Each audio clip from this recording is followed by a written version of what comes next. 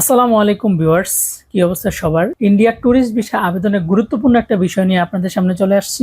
Indian tourist visa আবেদনে কয়েকটি গুরুত্বপূর্ণ ডকুমেন্টস আবেদনের সাথে জমা দিতে হয়। তার মধ্যে একটি গুরুত্বপূর্ণ বিষয় হচ্ছে ব্যাংক সলভেন্সি। অনেকেই আমার কাছে জানতে চেয়েছেন ইন্ডিয়ান ট্যুরিস্ট ভিসা আবেদনে ব্যাংক সলভেন্সিটা আসলে কিভাবে দেখাতে হবে। এক্ষেত্রে কি শুধু ব্যাংক স্টেটমেন্ট জমা দিতে হবে, নাকি শুধু ডলার এন্ডোর্সমেন্ট জমা দিতে হবে, নাকি এই ব্যাংক স্টেটমেন্টের সাথে সাথে ডলার এন্ডোর্সমেন্টও জমা দিতে হবে? তো আজকের ভিডিওতে মূলত আমি এই বিষয়গুলো নিয়ে আলোচনা করব। তো যারা এখন পর্যন্ত আমার চ্যানেলটি সাবস্ক্রাইব করেননি তারা এখনই আমার চ্যানেলটি সাবস্ক্রাইব করে দিবেন এবং পাশে থাকা বেল আইকন বাটনটি ক্লিক করে রাখবেন। আর যারা অলরেডি সাবস্ক্রাইব করেছেন তারা একটি লাইক দিয়ে দিবেন। যারা ফেসবুক পেজ থেকে আমার ভিডিওটি দেখছেন তারা অবশ্যই আমার ফেসবুক পেজটাকে ফলো করে রাখবেন। ভিউয়ার্স, গত 28 তারিখ থেকেই হচ্ছে ইন্ডিয়ান ট্যুরিস্ট ভিসার জন্য আবেদন শুরু হয়েছে।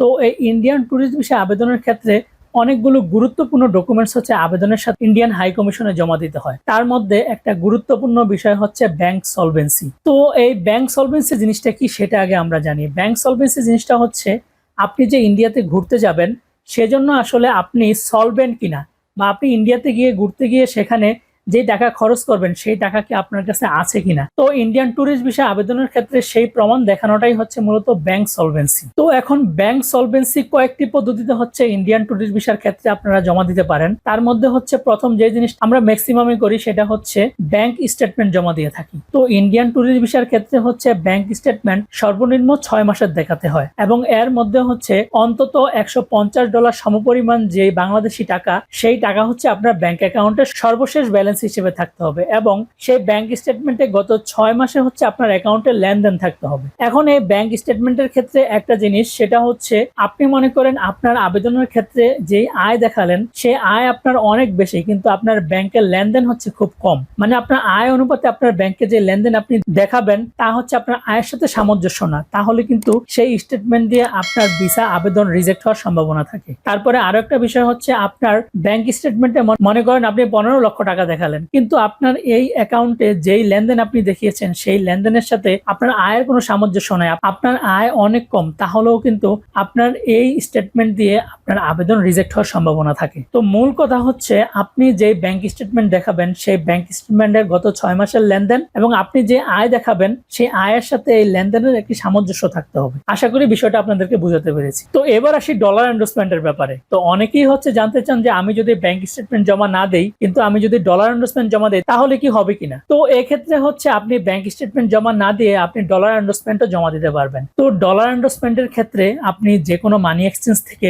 সর্বনিম্ন আপনি $150 পাসপোর্টে এন্ডোর্স করাতে পারেন। এছাড়াও আরো একটি পদ্ধতি রয়েছে এই ব্যাংক সলভেন্সি দেখানোর। সেক্ষেত্রে আপনি আপনার ডুয়াল কারেন্সি কার্ড, যেটা আপনার ডেবিট কার্ডও হতে পারে অথবা ক্রেডিট কার্ডও হতে পারে, সেই ডুয়াল কারেন্সি কার্ডের এগেনস্টে সর্বনিম্ন $150 আপনি এন্ডোর্স করাতে পারেন আপনার পাসপোর্টে, এবং সেই পাসপোর্টের যে কার্ডটি আপনি এন্ডোর্স করিয়েছেন সেই কার্ডের কপি, তার পাশাপাশি হচ্ছে যে এন্ডোর্সমেন্ট আপনি করিয়েছেন সেই এন্ডোর্সমেন্টের কপিটাও হচ্ছে আপনি ভিসা আবেদনের ক্ষেত্রে জমা দিতে পারেন। ভিউয়ার্স, আমি যে 3টা পদ্ধতি বললাম ব্যাংক সলভেন্সি দেখানোর, এই 3টা পদ্ধতি যদি আপনি কোনোটাই ম্যানেজ করতে না পারেন তাহলে হচ্ছে আপনি আপনার আবেদনের সকল ডকুমেন্টস নিয়ে শুধুমাত্র ব্যাংক সলভেন্সির ডকুমেন্টস ছাড়াই আপনি আইবেক্স সেন্টারে চলে যাবেন। তারপরে যখন আপনি ফাইলটাকে জমা দিতে যাবেন সেখানে ভিসা অফিসারকে জাস্ট বলবেন যে আমার কাছে ব্যাংক সলভেন্সির কোনো ডকুমেন্টস নাই, আমি হচ্ছে ইন্ডিয়ান আইবেক্স সেন্টার থেকে দেয়া একটি ব্যাংক কার্ড, যেটা হচ্ছে স্টেট ব্যাংক অফ ইন্ডিয়ার যে ট্রাভেল কার্ড রয়েছে সেটা আমি নিতে চাই। তখন তাদেরকে বললে তারাই হচ্ছে আপনাকে ব্যবস্থা করে দিবে। আইবেক্স সেন্টারের মধ্যে একটা কাউন্টার রয়েছে যেখান থেকে আপনারা স্টেট ব্যাংক অফ ইন্ডিয়ার ট্রাভেল কার্ডটি সংগ্রহ করতে পারেন। তো সেই ট্রাভেল কার্ডে হচ্ছে আপনারা